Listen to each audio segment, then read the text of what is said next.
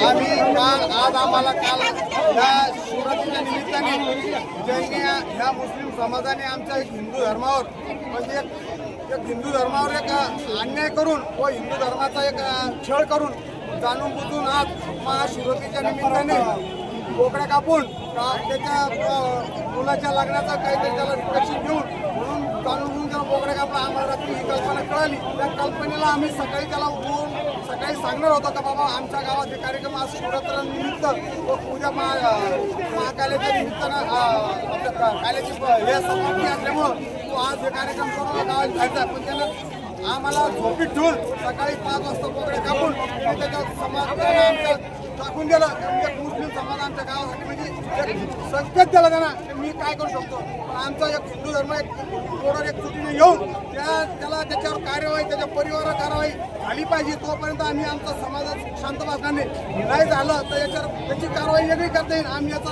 निषेध करणार आहे. याचा हे सरकारने याच्यात दखल घेतली पाहिजे.